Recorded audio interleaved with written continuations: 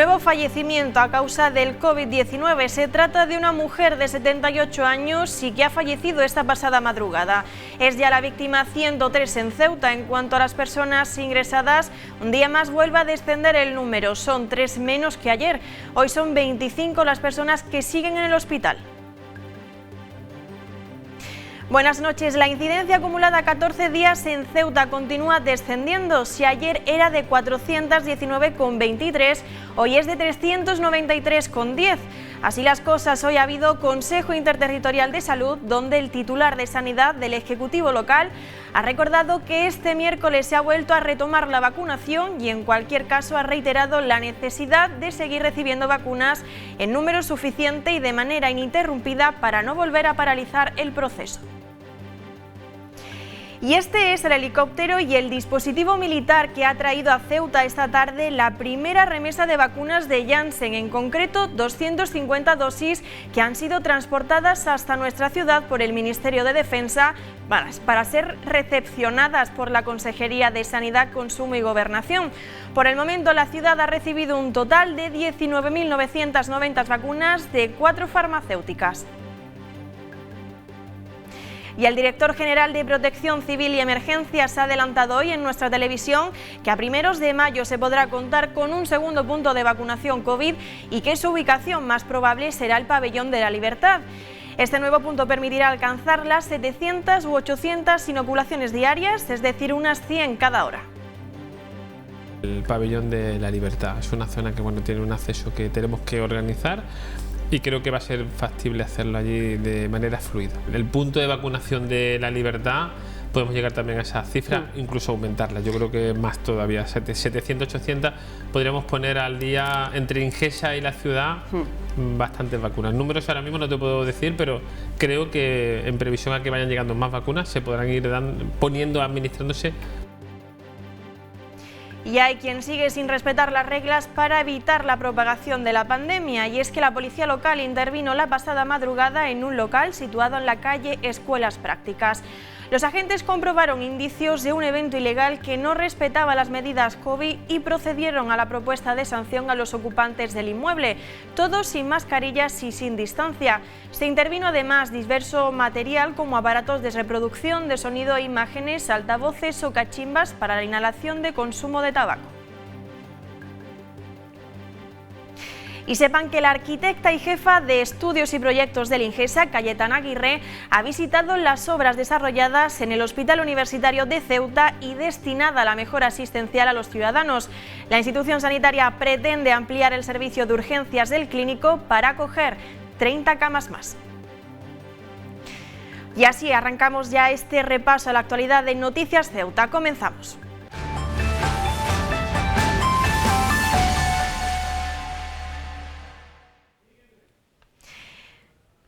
Y ahora vamos a analizar la situación epidemiológica en Ceuta. Este es el glose de los casos. A esto se suma, como les contábamos en titulares, el fallecimiento de una persona a causa de coronavirus con 78 años, la víctima que fallecía esta pasada madrugada. Con esto se suma ya la víctima 103. Respecto al número de casos por coronavirus en la ciudad, se observa que la presión hospitalaria está descendiendo. Ayer les contábamos que eran 28 los casos y hoy son 3 personas menos, es decir, 23. Respecto a las UCI, aumenta el ingreso a 6, en planta las personas ingresadas son de 16 y en urgencias 3. Sin embargo, el número de personas en aislamiento aumenta, ayer eran 836 y hoy son 874. Respecto a los nuevos positivos registrados durante la jornada de hoy son 14 y los nuevos curados 21. Así las cosas, el número de casos activos por coronavirus en Ceuta es de 260. Nosotros seguimos hablando de la pandemia porque el consejero de Sanidad, Alberto Gaitán, ha insistido en la reunión semanal del Consejo Interterritorial de Salud en la necesidad de establecer las herramientas jurídicas necesarias para adoptar medidas especiales de salud pública una vez que decaiga el estado de alarma. Además, ha vuelto a reiterar la necesidad de seguir recibiendo vacunas en número suficiente y de manera ininterrumpida. Durante la reunión semanal que mantiene el Consejo Interterritorial de Salud, el consejero de Sanidad, Alberto Gaitán, ha insistido en la necesidad de establecer las herramientas jurídicas necesarias para adoptar medidas especiales de salud pública una vez que decaiga el estado de alarma. Por otra parte, ha explicado que tras la interrupción de la campaña de vacunación a finales de la semana pasada, con las vacunas recibidas se ha podido retomar el proceso, que presenta un porcentaje de dosis administradas muy alto, superior al 91%. En cualquier caso, ha reiterado la necesidad de seguir recibiendo vacunas en número suficiente y de manera ininterrumpida. En cuanto a la presión hospitalaria, continúa alta, siendo la relativa a camas hospitalarias del 12,38% y las de cama de UCI del 35,29%. Gaitán ha indicado que las incidencias coinciden especialmente con brotes producidos en el ámbito familiar. Como saben, el estado de alarma finaliza el próximo 9 de mayo. Este martes, la portavoz del Gobierno, María Jesús Montero, dejaba claro que las comunidades autónomas carecen de competencias para restringir la movilidad del número de personas en reuniones sociales o el toque de queda. Sin embargo, el director general de Protección Civil y Emergencias asegura que si la situación epidemiológica lo requiere, la ciudad podrá tomar algunas medidas como implantar horarios comerciales. Si la situación epidemiológica de nuevo sigue en un extremo, un riesgo alto, un riesgo grave, evidentemente, aunque no tengamos el estado de alarma, nosotros sí tenemos la capacidad de poder restringir ciertos aspectos, ¿no? Como puede ser horarios. La verdad es que preocupa, porque bueno, a partir del 9 de mayo, bueno, aunque seguimos con restricciones dentro de la ciudad, el quitar el toque de queda, quitar ciertos aspectos, pues bueno, nos preocupa porque la situación sigue siendo grave, ¿no? Todavía, por los casos. La ministra de Sanidad ha afirmado que el estado de alarma no puede ser permanente y ha recordado que, por ejemplo, durante el pasado verano no lo hubo. Carolina Darias ha explicado cuáles son los instrumentos con los que cuenta y van a contar las autonomías para luchar contra la pandemia tras el 9 de mayo. Una estrategia de detección precoz, prevenir, prevenir y prevenir. Estoy de acuerdo con usted, la estrategia de detección precoz lo hace. El documento de actuaciones de respuesta coordinada para la pandemia también lo hace y establece unos indicadores comunes y unos niveles de alerta en virtud del cual las comunidades autónomas pueden adoptar medidas. También sabe usted, señora Gorospe, que muchas de las medidas que han adoptado las comunidades autónomas y que se han devenido absolutamente esenciales no necesitan el estado de alarma. Otras sí, pero otras no. También lo reconocerá conmigo. Algunas sí, pero otras no, especialmente en la incidencia de las actividades no esenciales que sabemos que inciden directamente, porque la tenemos monitorizada, en la bajada o en la subida de la incidencia acumulada. Y, por supuesto, señoría, la estrategia de vacunación. Vamos a estar en otro escenario distinto a partir del 9 de mayo. Y aunque mañana se reúne el Comité Técnico, el director general de Protección Civil y Emergencias reconoce que se está estudiando la posibilidad de situar la franja del toque de queda desde las 10 de la noche hasta las 5 de la mañana, posibilitando así que los ceutíes musulmanes puedan acudir al primer rezo de la mañana.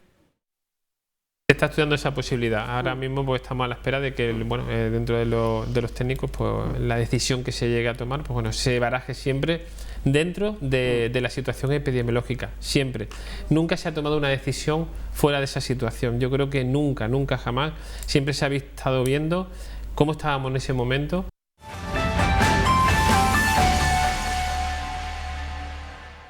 Y estas imágenes que ven corresponden al helicóptero y el contingente militar que ha traído esta tarde a Ceuta la primera remesa de vacunas de Janssen. En concreto, 250 dosis que han sido transportadas por el Ministerio de Defensa para ser recepcionadas por la Consejería de Sanidad, Consumo y Gobernación. Por el momento, la ciudad ha recibido un total de 19.990 vacunas, 11.340 de Pfizer, 1.600 de Moderna, 6.800 de AstraZeneca, a lo que se suma la partida recibida este miércoles. Mañana proseguirá desde las 9:30 de la mañana la campaña de vacunación en el Palacio de la Asamblea, donde han sido citadas en primer lugar 252 personas para recibir la vacuna de Pfizer y posteriormente otras 200 a quienes se les inoculará la vacuna de AstraZeneca. Las personas tienen ganas de vacunarse, es la afirmación del director general de Protección Civil y Emergencias, y si Ceuta no alcanza el 70% de inmunización estipulado para finales de verano, no será porque la ciudadanía rechace ser vacunada, sino por falta de dosis. Víctor Ríos ha reiterado lo que la Consejería de Sanidad viene repitiendo cada semana. A Madrid se le piden más vacunas, pero la campaña se ha tenido que paralizar hasta en 7 ocasiones en nuestra ciudad por falta de dosis. Las personas tienen ganas de vacunarse. Rechazos pocos, no hay gente que rechace. Casi siempre, sobre todo las personas desde los 60 hacia arriba, todas las personas quieren vacunarse y tienen ganas de vacunarse. Rechazos no hay muchos, la verdad. Con respecto a los grupos que piden su vacunación, el director general de Emergencias querría tener otra respuesta. Por responsabilidad nos tenemos que ceñir a la estrategia, no podemos hacer otra cosa ahora mismo. Sí que es verdad que hay cosas que podrían ser un poco más coherentes, en el sentido de que dentro del ámbito educativo, que se pudieran vacunar a todos los profesores, da igual de donde estuvieran, porque los profesores de la universidad también tienen trato con personas de rango de edad que se contagian bastante, que son las personas de 20 a 25 años, ¿no? Son cosas que parece que no son muy coherentes. Entonces, a las personas grupos esenciales nos tenemos que ceñir a la estrategia, no podemos hacer otra cosa ahora mismo, y segundo, por la falta de vacuna.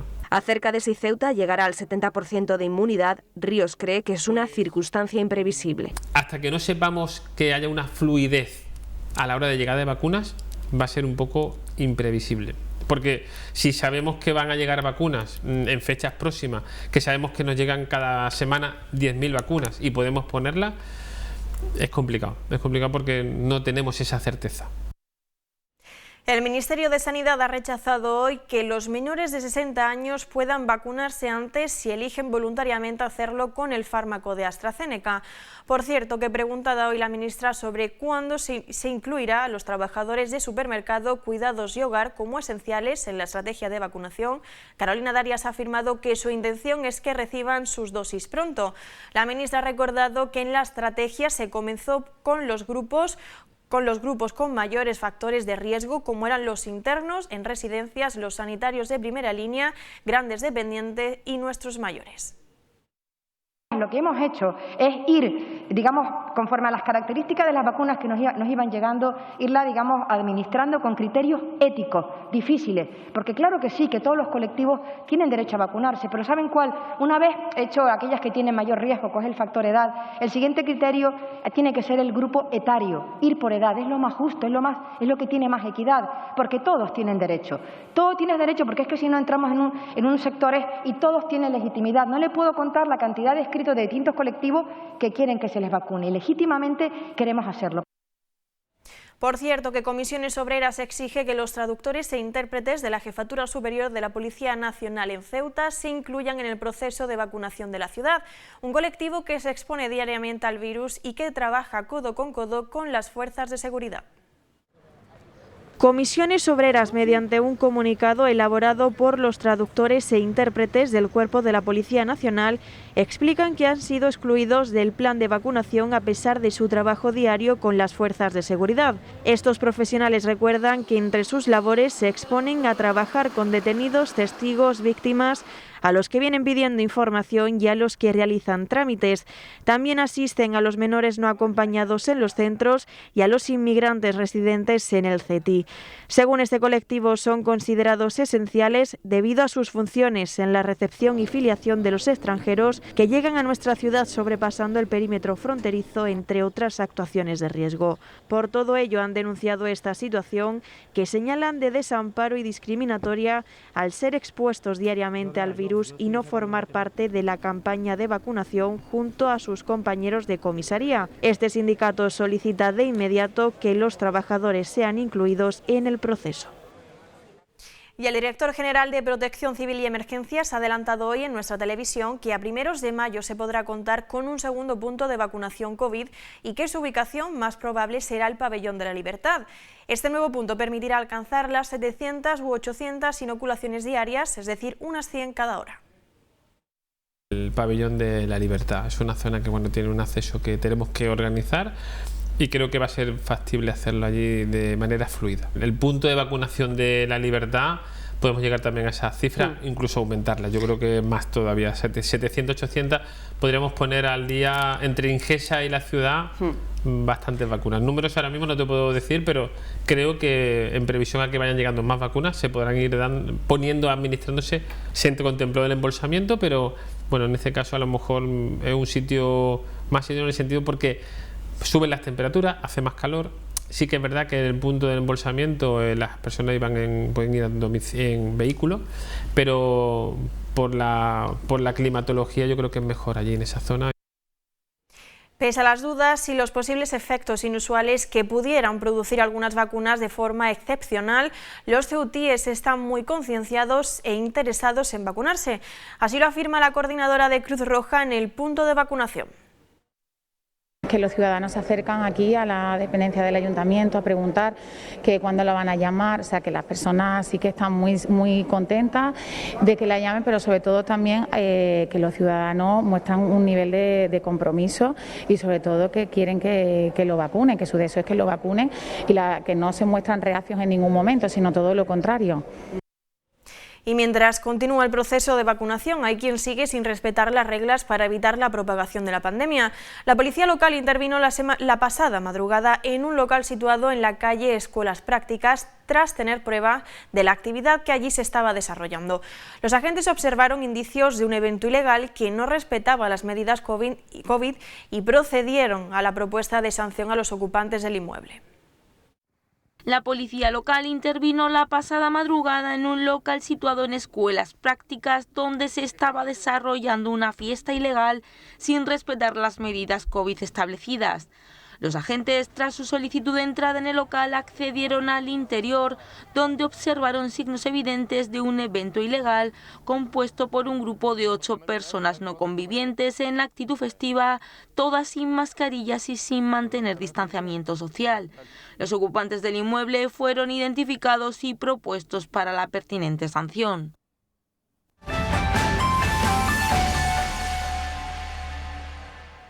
Vamos con más asuntos. La arquitecta y jefa de estudios y proyectos del INGESA, Cayetana Aguirre, ha visitado las obras desarrolladas del Hospital Universitario de Ceuta para la mejora asistencial a los ciudadanos.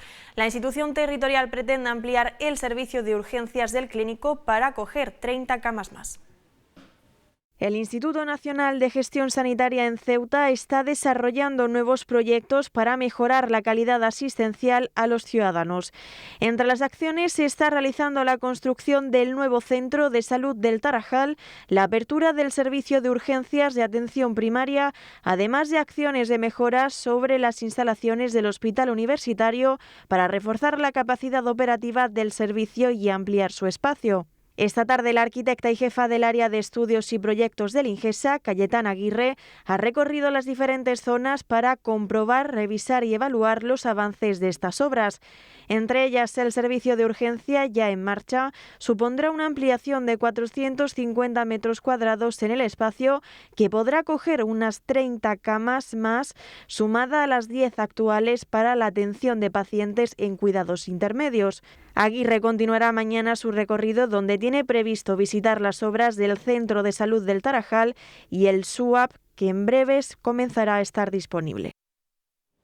Por cierto, continúa la polémica en torno al servicio de cirugía del hospital. Los cirujanos denuncian ahora lo que denominan como imposición de un nuevo jefe de servicios y además predicen una fuga de especialistas en este servicio debido a la gestión del INGESA.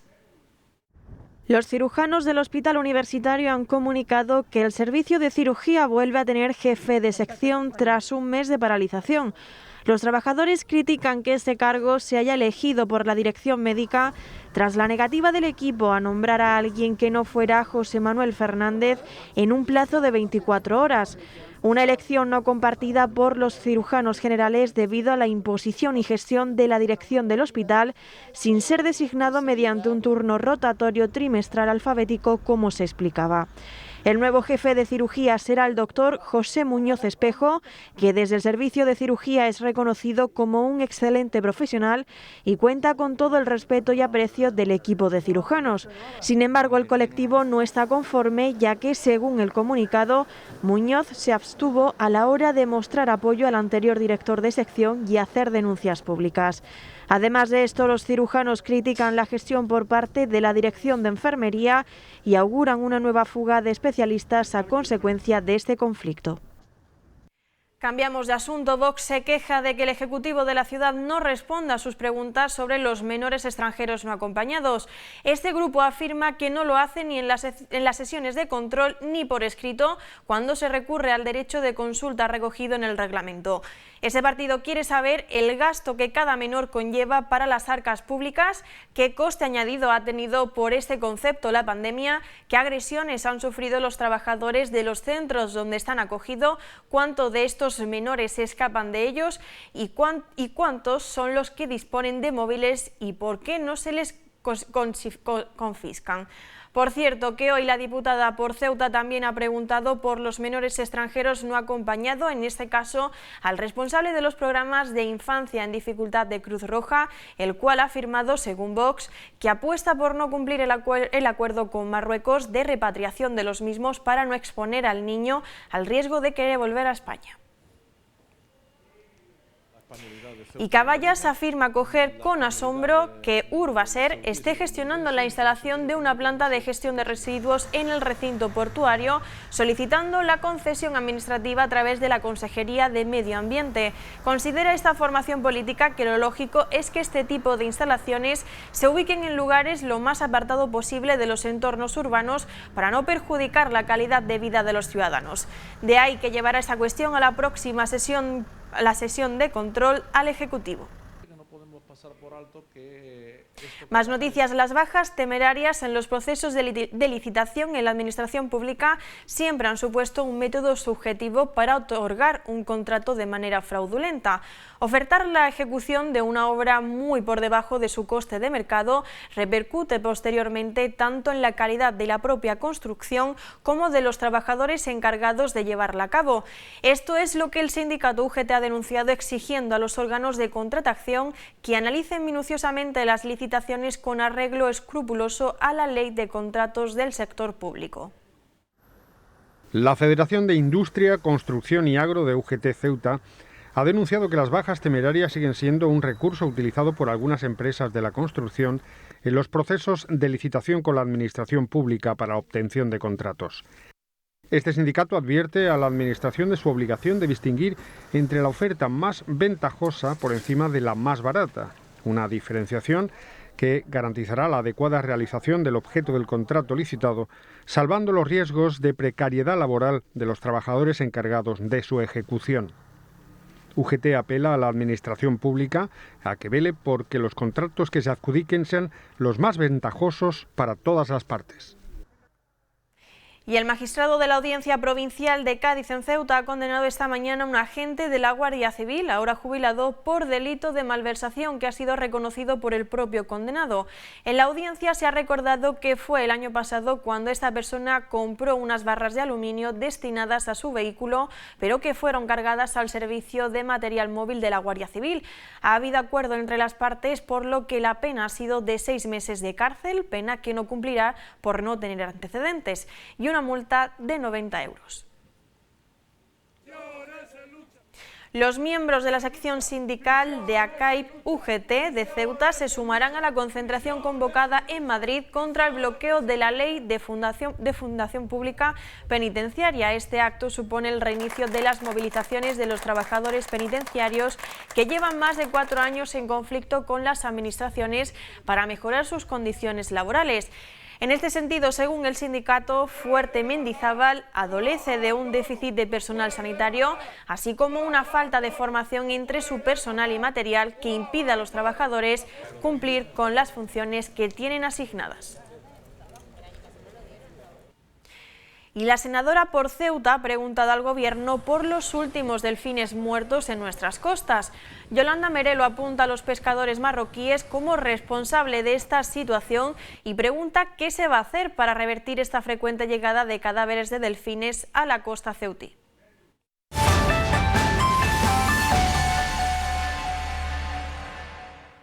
Más asuntos. La declaración del impuesto de la renta de este año introduce una serie de singularidades. Por ejemplo, están obligados a declarar quienes hayan percibido más de 22.000 euros o quienes superen los 14.000 euros cuando tuvieran dos pagadores. También los perceptores del ingreso mínimo vital, aunque les saliera la declaración negativa. Y además, los perceptores de los ERTEs, ya que no sufrieron retenciones al recibir el dinero. Todos los años aprendes cosas nuevas, claro. Y además aprendes, para empezar, es que en la base del impuesto de la renta es que es un impuesto personal, progresivo, porque a medida que ganas más dinero pagas más, aunque la gente se crea todo lo contrario, y no es comparable. Es decir, lo típico de que estás entre amigos, oye, pues si más o menos somos compañeros de trabajo, ganamos lo mismo y tal, ¿por qué a él le devuelven más y a mí menos? Año tras año siempre surgen cuestiones nuevas en este impuesto personal y progresivo inherente a las circunstancias de cada uno. Que todas las personas que han estado en ERTE van a tener dos pagadores, con lo cual ya nos metemos en la obligación de tener que hacer la declaración. Sobre todo en este caso, el SEPE, todo lo que ha pagado, no le ha practicado retención. Y entonces, ante esa circunstancia, Hacienda se ha adelantado y piensa que pueden salir declaraciones a pagar. Otro asunto a tener en cuenta es que quienes hayan recibido renta de ingreso mínimo vital, aunque les salga negativa, la declaración de la renta han de realizarla. En estos casos de rendir cuentas fiscales anualmente, las empresas están obligadas, para su seguridad, a recurrir a expertos para que el criterio profesional aplicado les evite contingencias desagradables. Es necesario un profesional para la inclusión de esos, tomar esa toma de decisión de esos criterios, de los gastos, de los ingresos, incluso de las deducciones. Cambiamos de asunto. El consejero de Educación y Cultura, Carlos Rontomé, y el presidente de la comunidad israelita de Ceuta, José Bentolila, han renovado el convenio de colaboración para la ejecución de programas de protección, fomento y mantenimiento y enriquecimiento del patrimonio cultural, de acuerdo al proyecto presentado por la entidad.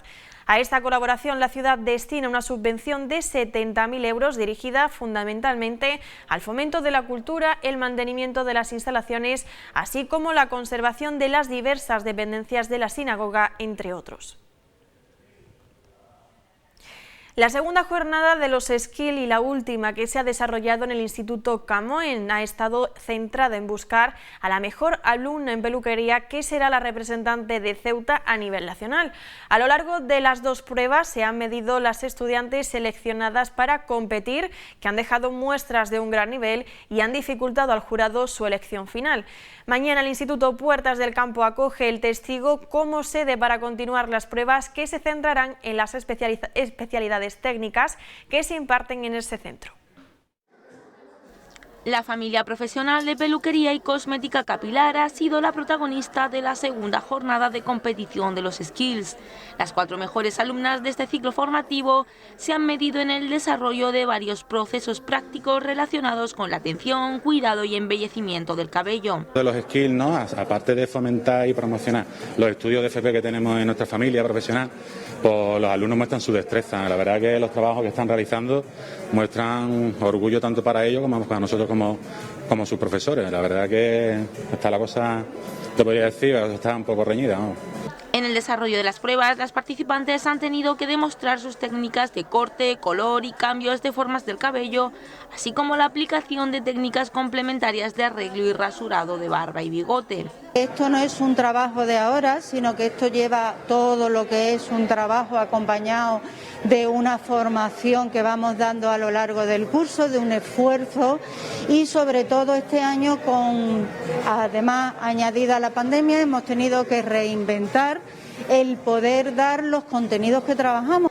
El Instituto Camoen se despide como sede del campeonato esta tarde, con la segunda sesión de las pruebas de imagen y sonido que participan en modalidad de exhibición. Mañana acogerá el Testigo el Instituto Puertas del Campo, donde comenzarán las pruebas de administración de sistemas informáticos en red. Y la UNED abre el plazo de matrícula para la prueba libre de idioma hasta el 12 de mayo y para todos los niveles que oferta el Centro Universitario de Ceuta. El Centro Universitario de Idiomas a Distancia de la Universidad Nacional de Educación a Distancia, UNED, ha abierto el plazo de matriculación para la prueba libre de acreditación de idiomas en todos los niveles de su oferta académica. La prueba libre de idiomas sirve para acreditar el nivel de competencia lingüística en una determinada lengua sin necesidad de que el alumno tenga que completar un curso entero. La matrícula para la convocatoria única de mayo-junio del presente curso estará abierta hasta el 12 de mayo y podrá realizarse en línea desde el portal de la UNED. Los exámenes constan de 4 subpruebas. Al desarrollarse en una única convocatoria no se conservan notas parciales. La parte oral se realiza mediante la aplicación e-oral desde la ubicación que se prefiera, mientras que la parte escrita se realiza a través del aula virtual de exámenes de la UNED. En la prueba libre de idiomas puede matricularse toda persona de nacionalidad española o extranjera que haya cumplido los 18 años, sin necesidad de poseer titulación académica alguna. Los idiomas hábiles para la realización de la prueba son alemán, árabe, catalán valenciano, chino, español para extranjeros, esperanto, euskera, francés, gallego, inglés, italiano, japonés, neerlandés, portugués y ruso.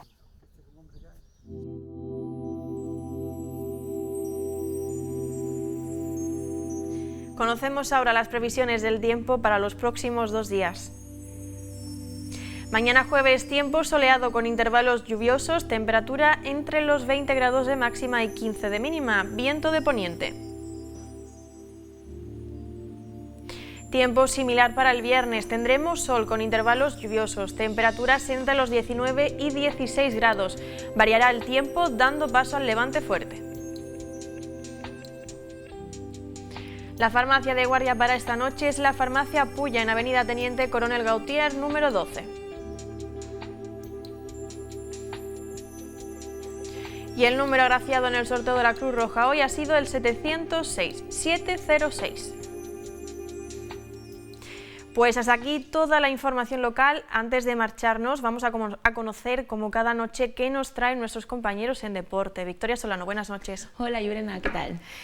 Hoy una gran actuación por parte de la palista Isa Contreras, ¿no? Así es, ha ganado en las finales A en el selectivo nacional que se disputa en Asturias y ha conseguido clasificarse para el preolímpico y ahora ampliamos más. Pues se quedan con toda la información deportiva. Nosotros nos marchamos, regresamos mañana como siempre. Sean felices, adiós.